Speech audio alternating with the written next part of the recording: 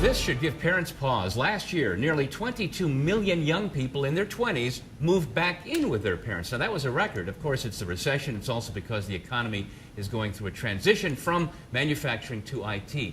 This now creates a new dynamic, new rules for parents and their adult live-in children. Stephen Esposito is a financial advisor, also a senior vice president at Morgan Stanley.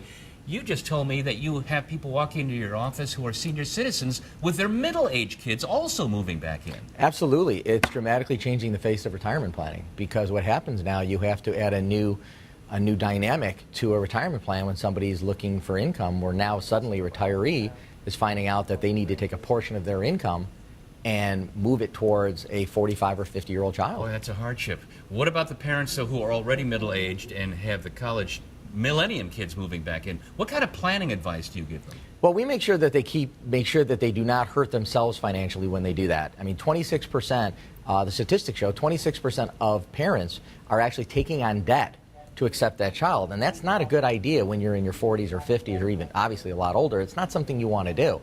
So you don't want to hurt your financial situation in order to take care of them. You also want to set some ground rules with the kids when they come in to make sure that they understand this is a temporary situation. We have an exit strategy, and we're going to help you and teach you how to get where you want to go, because you don't want them to think this is the time where I can simply freeload off mom and dad and take it easy and sit back. They need to maintain the discipline and a mutual respect within the household. Do parents know what to do to encourage them to start thinking about living on their own, how to save better maybe? Well, you know, they've got some tenure, so to speak, so it's important that parents teach the kids what they learned as young people growing up. It always hasn't been easy for everybody as a young person growing up, so they need to pass on that wisdom to their kids and sit down and develop a plan.